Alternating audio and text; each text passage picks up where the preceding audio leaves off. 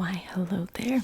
I noticed that you were craving a couple of books, and I set apart some books that we were actually going to donate, recycle, toss out. Unfortunately, the school required that of us, otherwise, I would obviously just kind of keep it for myself. That being said, I noticed that you placed a request to take whatever books we had extra.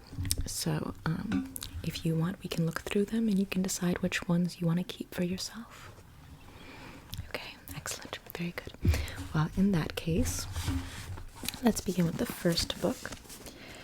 I haven't read all of these, but I do like their pictures, their drawings. This one's quite thick. It's very dense, but as you can note, the spacing isn't that heavy, and it's got plenty of animations in it. Little cute animations. I also like how the cutting of the pages was where it's like very kind of like jagged. It kind of has like sort of like coarse feeling to it. The binding also is pretty solid. It's a little bit dented, a little bit stained, but nonetheless, it all seems pretty. Oh wait, is that a column? I like that. I like pencil drawings. It's very simple. It's very cute. It's very down to earth. I like it. I like it. Nonetheless, does this book appeal to you? Let's read the synopsis. Wildwood, written by Colin Malloy with illustrations by Carson Ellis. The synopsis is: Prue McKeel's life is ordinary. That is, until her brother is abducted by a murder of crows and taken to the impassable wilderness, a dense, tangled forest on the edge of Portland. No one's ever gone in, or at least returned to tell of it. So begins an adventure that will take Prue and her friend Curtis deep into the impassable wilderness. There they uncover a secret world in the midst of violent upheaval. A world full of warring creatures, peaceable mystics, and powerful figures with the darkest intentions. And what begins as a rescue mission becomes something much greater as the two friends find themselves entwined in a struggle for the very freedom of this wilderness, a wilderness the locals call Wildwood. Very interesting read. Have you by chance heard of a book or read a book, what was it called? It was like The Curious Case of Jonathan Strange, something like that. I can't quite recall the title. It reminded me of this for a moment. Nonetheless, should I set this aside for you?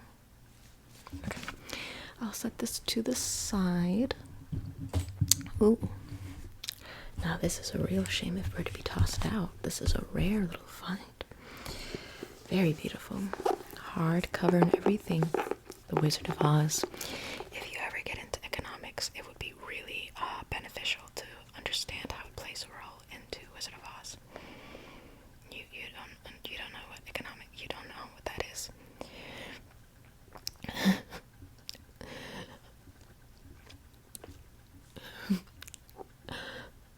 Good times. Good times. So, The Wizard of Oz, there's not even a need for a synopsis. We already know what The Wizard of Oz is about. It's about Dorothy Gale going back home because she lost her way, because that tornado spun her off her heels. There is no place like home. Let's see if I can. Ooh, it's got 1939, right? Yeah, it was 1939. That was the first color. I think those were. It was Wizard of Oz and Gone with the Wind were basically the two biggest movies released that year, and they were going head to head for the Oscars. I forgot which one won, but I forgot which one won. I can't even remember. I think it was Wizard of Oz, but I can't remember.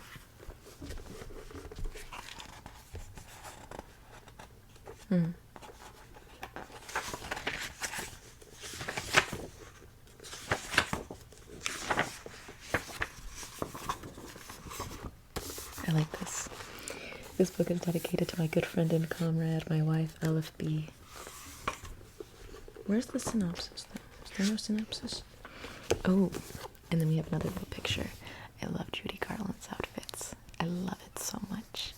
Nonetheless, this movie was a disaster to make. All great movies are a disaster to make.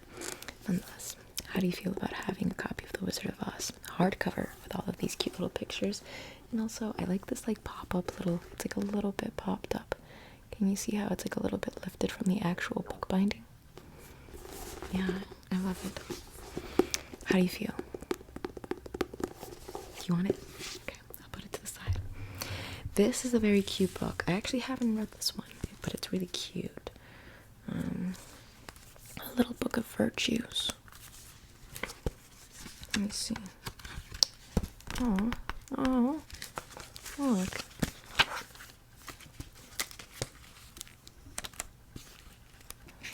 It's got all of these little cute borders on it.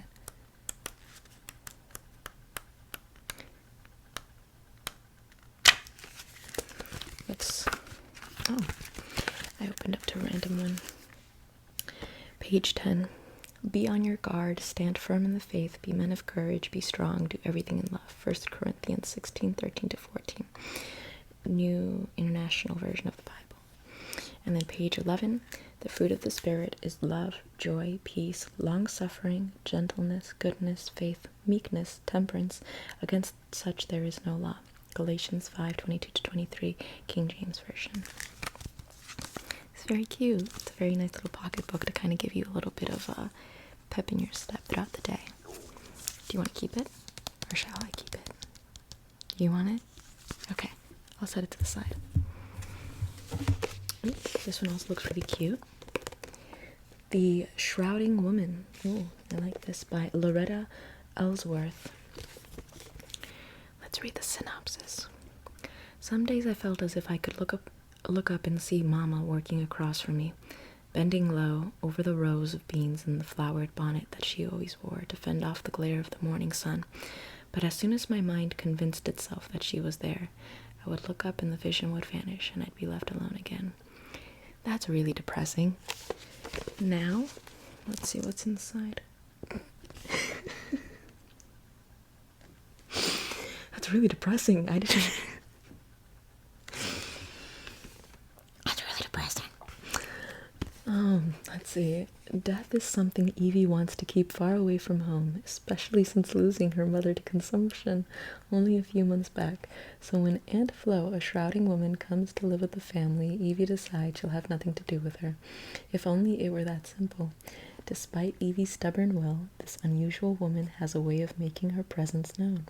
A bit stubborn herself, Aunt Flo is also calm, full of patience, and very willing to dispel a little mystery, if Evie will just give her the chance.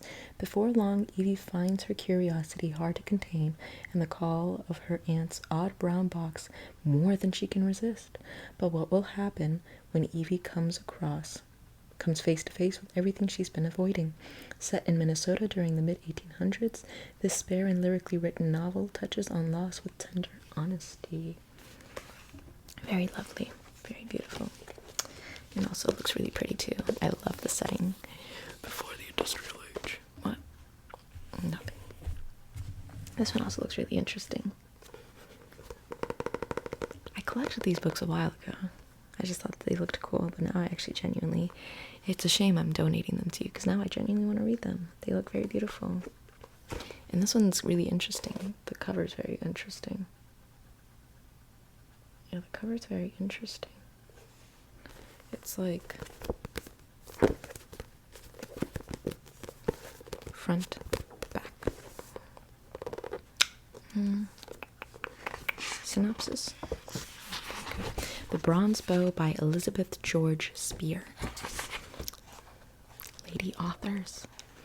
After witnessing his father's crucifixion by Roman soldiers, Daniel Barjamin is fired by a single passion: to avenge his father's death by driving the Roman legions from the land of Israel. Consumed by hatred, Daniel joins the brutal raids. Is this a children's book?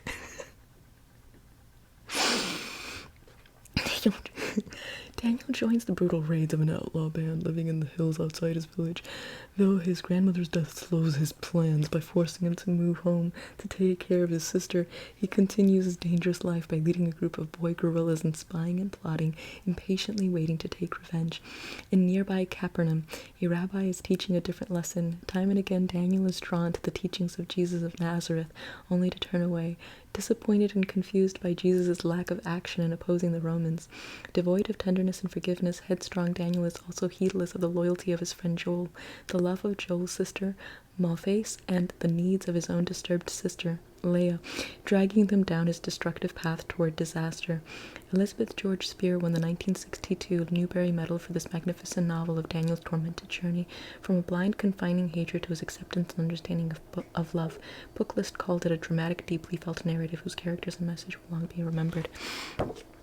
Children's books were far more substantive back in the day. Literally, they gave so much respect to their minds and their ability to consume large quantities of information while also respecting the fact that they're children who need guidance. That is a shame. How wasted was my... I'm sorry, I'm about to go down another tangent. This is random. What is this? Charlie and the Chocolate Factory by Roald Dahl. Roald Dahl is crazy.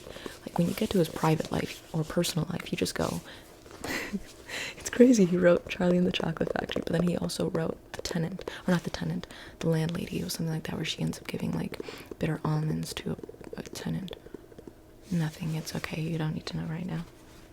Oh, yeah, it's a cute little graphic for, yeah, when you can write your name here. Blank. Everyone's written it there. And then let me see pages. Ooh, it's got illustrations. Let's see. Nice. Very nice. Is that a cottage? Oh no, it was a shack. Nice.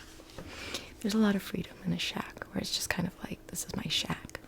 It's living in my art project. Let's read the synopsis.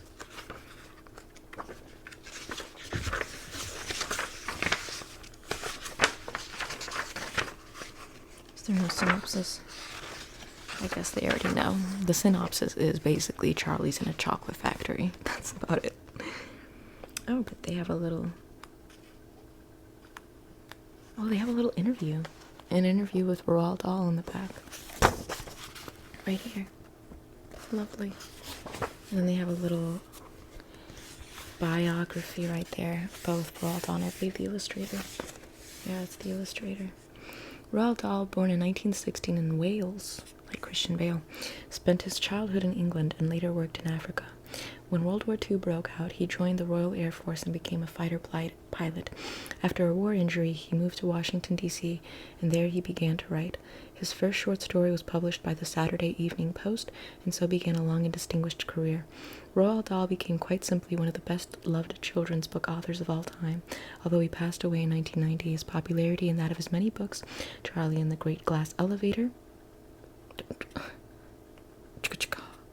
James and the Giant Peach, Danny the Champion of the World, to name just a few, continues to grow. Very interesting. Do you want to keep it or no? Okay, I'll set it to the side then. Ooh, this one looks quite optimistic. This one looks very sweet.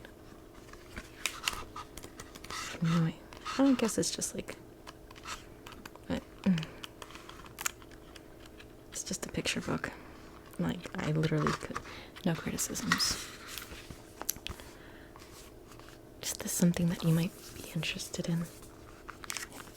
Everything is gonna be okay. And then it's just a bunch of random motivational photos. Is this something that you might want? It's okay, you don't have to take it. I'll put that one to the side. Now this, I absolutely love. This was a great book. I love Frindle. This was, I can't even remember what the story was.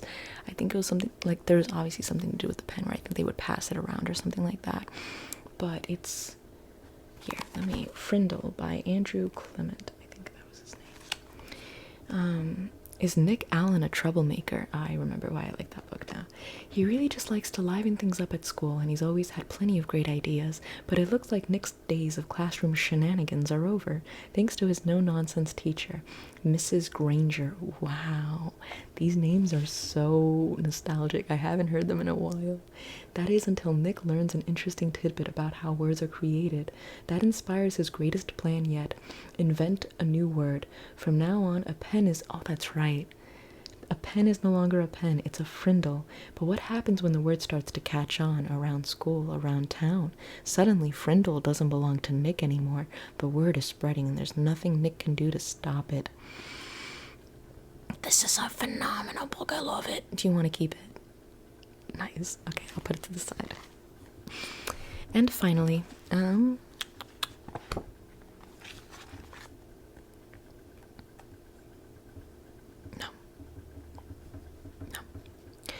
You don't want this. You don't want this depression. You don't want this depression. Literally, the bronze bow was over there teaching you about, like, I don't know, Jewish Roman, like, politics. We're not reading Bridge to Terabithia. This will just take away all motivation. Is that why they made us read Bridge to Terabithia? To just strip us of any motivation in life? To just be like, yeah, sorry. You might be having the time of your life, engaging in your childhood fantasies, but just know that has a body count. A legitimate body count. Freaking... That's fine. That's fine. It's fine. Nonetheless. 1, 2, 3, 4, 5, 6, 7. 7 books. Are you going to read them all? You are? Nice. Very good. Okay, well, here's your collection of books. If we get a new supply of books that we might be tossing out, donating, yada, yada, yada, I'll inform you and I'll, see if you want to take some with you. Okay? In that case, I hope you take care and I hope you start reading.